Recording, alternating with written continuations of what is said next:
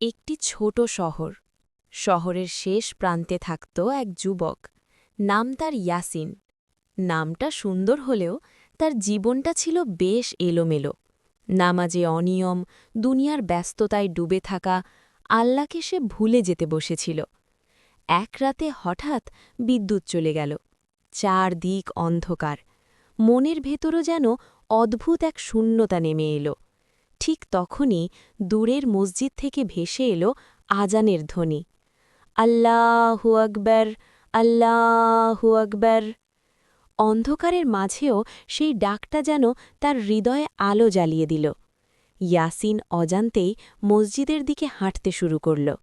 মসজিদে ঢুকে দেখল বয়স্ক এক মানুষ নীরবে কোরআন তেলাওয়াত করছেন। কণ্ঠটা শান্ত, চোখে গভীর বিশ্বাস। ইয়াসিন বসে পড়ল। বহুদিন পর কোরআনে আয়াত তার কানে ঢুকল। নিশ্চয়ই আল্লাহ তার বান্দাদের প্রতি অতি দয়ালু।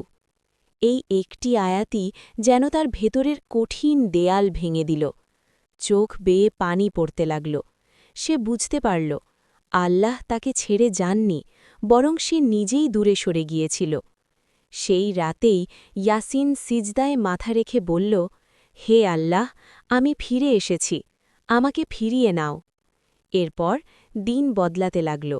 নামাজ তার অভ্যাস হল, কোরআন তার সাথী। মানুষ হিসেবে সে আরও নরম, আরও দয়ালু হয়ে উঠল। একদিন কেউ জিজ্ঞেস করল, তোমার জীবনে এত পরিবর্তন এলো কিভাবে? ইয়াসিন হেসে বলল, আমি শুধু আল্লাহর দিকে এক কদম এগিয়েছি, বাকি পথটা তিনি আমার জন্য সহজ করে দিয়েছেন।